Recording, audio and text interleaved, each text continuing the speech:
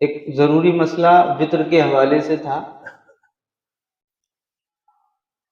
تو وطر میں جماعت جو ہے وہ صرف رمضان میں ہی ہوتی ہے، باقی فطر جو ہے وہ تنہا پڑے جاتے ہیں ہمیشہ.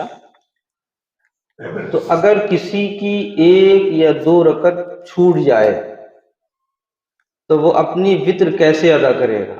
اور نمازیں تو آسانی کے ساتھ ادا ہو جاتی ہیں، لیکن وطر میں آخری رکعت میں دعا قنوت پڑھی جاتی ہے.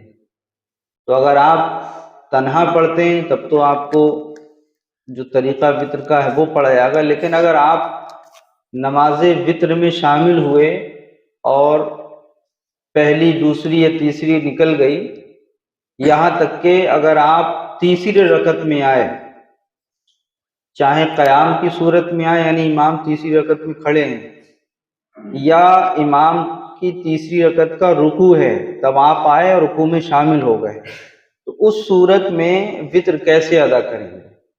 تو اس کا طریقہ یہ ہے کہ جب آپ جماعت میں آئے تو آپ نے دیکھا کہ امام صاحب تیسری رکعت میں ہیں، تو اب تیسری رکعت میں ہیں تو امام جو تیسری رکعت میں پڑھیں گے وہ آپ کو بھی پڑھنا ہے. جیسے کہ قرأت کریں گے، پھر اللہ اکبر کہہ کے پھر وہ دعائے قنوت پڑھیں گے. اگر آپ آئے رکوع میں اور رکوع آپ نے امام کا پا لیا، تو چونکہ مسئلہ یہ ہے کہ جو رکوع میں امام کو پا لیتا ہے اس کی وہ 1 رکعت شمار ہو جاتی ہے. تو اس کا طریقہ یہ ہے کہ امام کے ساتھ آپ شامل ہوئے تو یہ آپ کی کون سی رکعت ہو گئی؟ 1 رکعت ہو گئی. اب امام جب سلام پھیر دیں گے پھر آپ کو کھڑے ہو جانا ہے، ثنا پڑھنا ہے، تعوذ، تسمیہ، الحمد شریف، پھر سورت ملانا ہے، پھر رکوع سجود کر کے کیا کرنا ہے؟ بیٹھ جانا ہے. تو 1 امام کے ساتھ اور 1 یہ کتنی ہو گئی؟ 2. اتحیات پڑھنا ہے، اتحیات پڑھ کے پھر کھڑے ہو جانا ہے، پھر سورت ملانا ہے، پھر رکوع سجود کرنا ہے، اور پھر اپنی تیسری جو رکعت بچی ہے وہ پوری کرنا ہے. اب لاسٹ میں آپ کو دعا قنوت نہیں پڑھنا، یہاں پر یہ دھیان رکھنا ہے. کہیں آپ یہ سوچو کہ جیسے اور نمازیں ہم پڑھتے ہیں تو ویسے ہی ہمیں یہ پڑھنا ہے. اب چونکہ دعا قنوت کا محل جو ہوتا ہے وہ کون سی رکعت ہوتا ہے؟ آخری تیسری رکعت ہوتی ہے نا، اور تیسری رکعت آپ کس کے ساتھ پڑھ چکے ہیں؟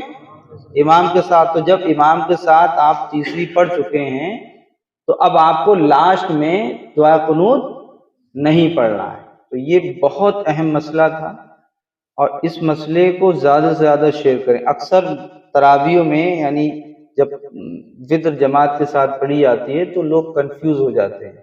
جب وہ لاسٹ رکعت میں آتے ہیں سوچتے ہیں کہ مجھے لاسٹ والی رکعت میں بھی جو ہے وہ اللہ اکبر کہہ کے پھر نیت باندھنا ہے، پھر دعا قنوت پڑھنا ہے. تو اب امام کے ساتھ جو پڑھ چکا ہے، ہاں اگر آپ اتحیات میں آئے، یہ دھیان رکھنا آپ، اگر آپ لاسٹ میں بالکل اتحیات میں جب امام بیٹھے ہوئے تھے لاسٹ والی رکعت میں، تو اب چونکہ صرف جماعت کا آپ کو ثواب ملے گا، آپ کو کوئی جماعت تو نہیں ملی نا.